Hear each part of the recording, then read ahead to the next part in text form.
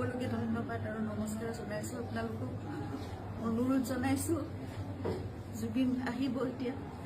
আপোনালোকে জীয়াই থকা কালটো সদায় মৰম দিলে, বহুত বহুত মৰম, বহুত আশীৰ্বাদ দিলে জুবিনক, আৰু আপোনালোককো ইমানেই ভাল পায় সদায় জুবিনে। গতিকে এতিয়া আহিব, শান্তিপূৰ্ণভাৱে সকলো হৈ যাওক।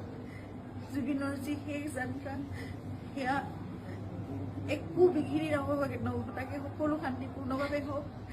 যিবোৰ কোনোবাই যদি কিবা অকণমান মানে ভাবিছে, কিবা এটা মানে খেলি মেলি হৈছে, কিবা তেনেকুৱা ধৰণৰ সংঘাত সৃষ্টি হৈছে, এই বস্তুবোৰ নহওক, একেবাৰে শান্তিপূৰ্ণভাৱে হওক।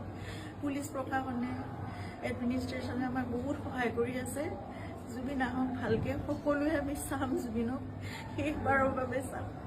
আৰু জুবিনৰ লগত আমাৰ নিজৰ ভাইৰ নিচিনা চিন্তাৰ সদায় আৰম্ভণিৰ পৰা 2020 চনত আপোনালোকে জানে, যেতিয়া খুব ডাঙৰ এটা মেচিভ এটেক হৈছিলে চিজাৰ, সেইখিনি সময়ত আমি ইয়াত ট্ৰিটমেণ্ট কৰি আকৌ বম্বে লৈ যাব লগা হৈছিল। ক'ভিড আহিল, সকলো বন্ধ, নিজৰ জীৱনকো বিপন্ন কৰি বাহিৰলৈ ওলাই খোৱা বস্তুৰ যোগানৰ পৰা আদি কৰি সকলো বস্তু চিন্তাৰ্থে কৰিছিল। তেনেকৈ ভাল কৰি জুবিনক আমি ক'ভিডৰ এই লকডাউনৰ মাজতো বাছেৰে ঘূৰাই আনিছিল।